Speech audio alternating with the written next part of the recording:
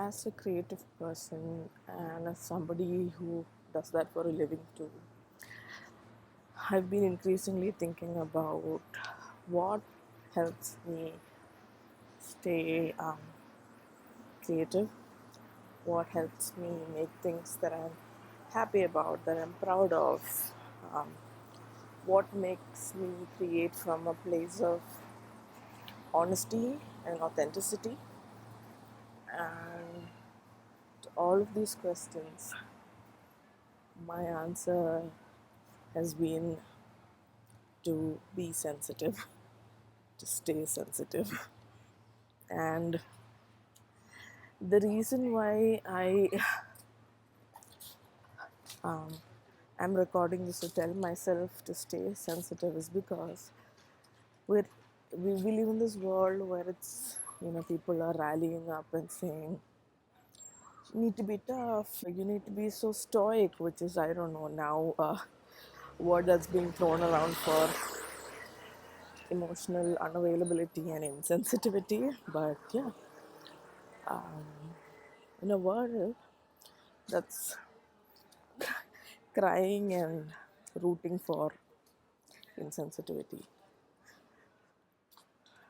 it takes a lot of courage and effort to stay sensitive because it's not easy work. There are vices you'll be constantly fighting. There'll be people who might make you feel small for being sensitive. There'll be places that don't accommodate sensitive people, because they're too sensitive or they feel things too strongly. But if we don't feel things strongly, how do we know what we want, or how do we know where we want to go? So, I'm someone who loves a good nature walk, and that's what I'm doing.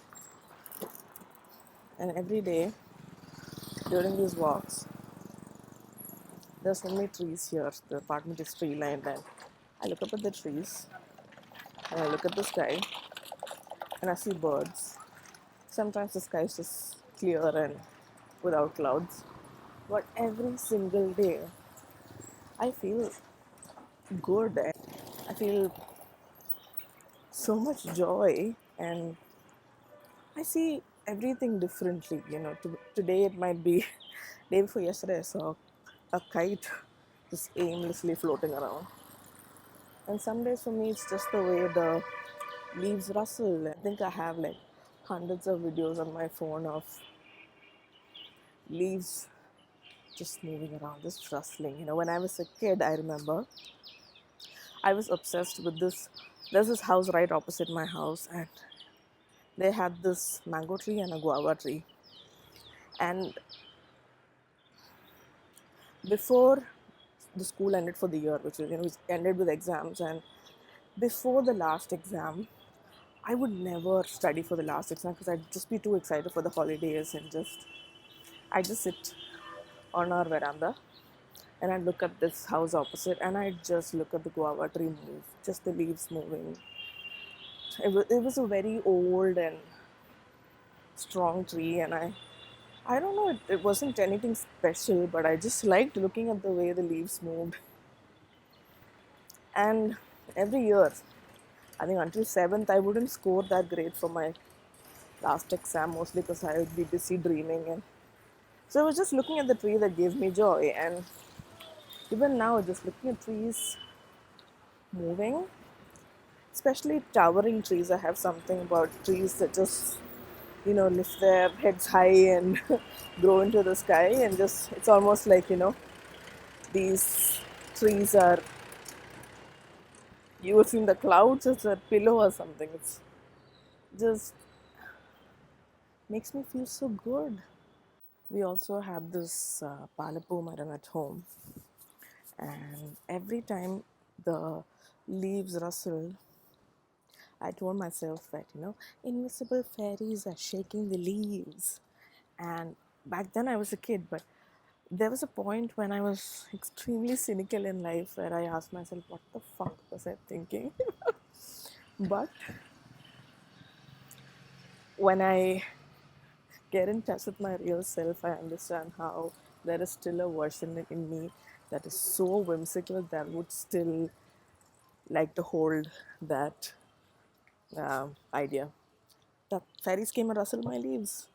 You can't see fairies, so obviously they're all shaking the tree and the leaves, and that's how the leaves move. And logic tells me it's the wind, whimsy tells me it's fairies. And you don't have to kill one thing to be the other. And in all of my efforts to be this logical, rational person, I lost a lot of my whimsical self. And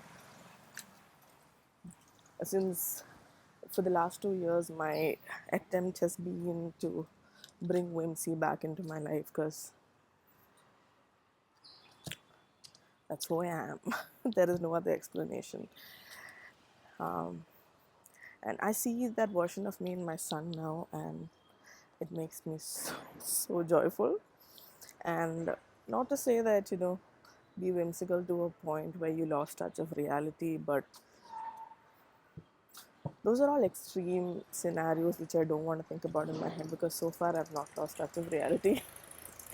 Although whimsy has only added to the joy in my life, and to create, I must continue to have those little things in my life.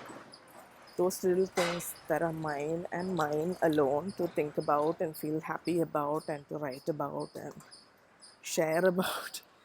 Um, yeah, to be sensitive is a superpower to me. It might look silly, but to me, because I'm a sensitive person, it's these little things that add joy, and it's these little things that make me write every single day. I know for a fact that today, if I stopped stepping out, I wouldn't have anything to write about. And it is true, there was a time when you can write out of misery, you can write out of strong feelings, but for me, I have written from places of misery and grief and jealousy. And looking back, I'm not sure if I would enjoy them every day, but I do know that if I do muster the courage to write something about the way a bird just flitted by, or the way I found some red lucky seeds, I'm sure that poem would give me much hope if I'm down in the dumps tomorrow. And all of this to say that because I'm opening up all my senses and my body and my mind, and I'm surrendering it when I'm in nature and just letting myself feel it all, I'm able to create and stay sane because of that. And in a world, oops, that was a leaf. In a world that makes you feel small for being sensitive, I think we should be increasingly sensitive because it's so easy to give in to that pressure of wanting to look a certain way, look strong, or I don't know what you mean by strong, but mentally strong. Yeah. I think mental strength comes out of embracing your emotions fully. And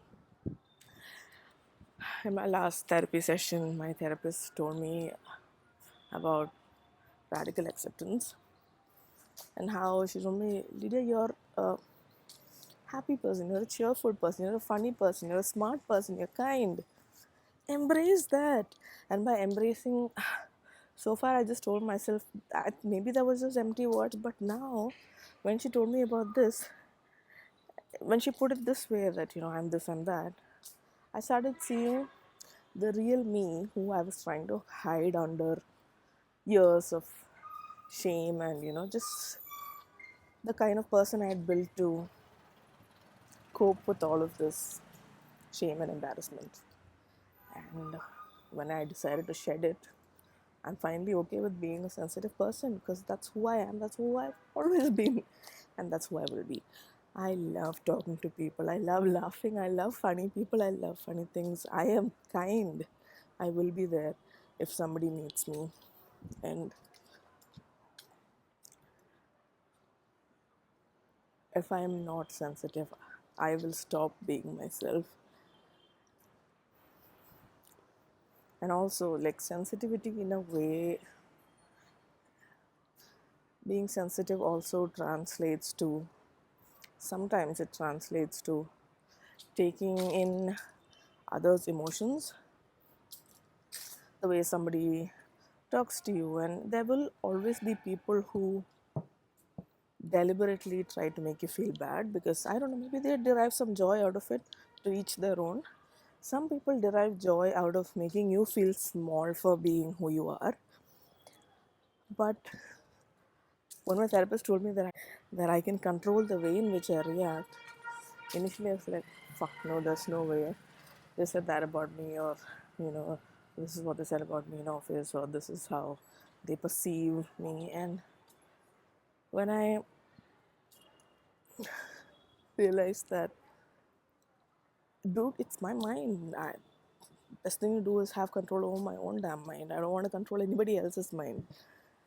When I started doing that, channeling my sadness when people try to make me feel small for being sensitive, when I started channeling that into creative outlets, oh my god, the kind of changes and the shift in my mindset, the shift in my mood, I started seeing everything, and it's been great. And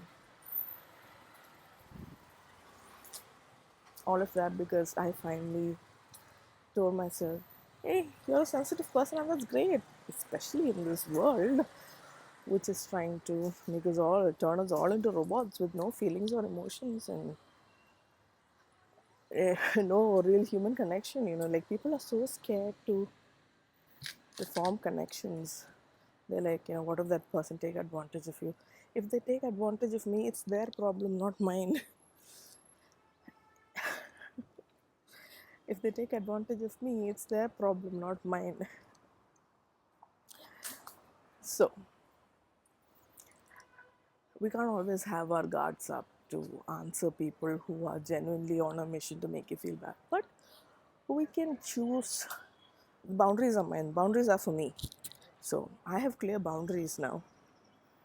I know what I will let into my emotional territory, and there are things that some people might say because it makes them feel good. They kind of project this image of themselves on us, so that they feel good about whatever it is that they're insecure about. Let it be. That's probably their coping mechanism.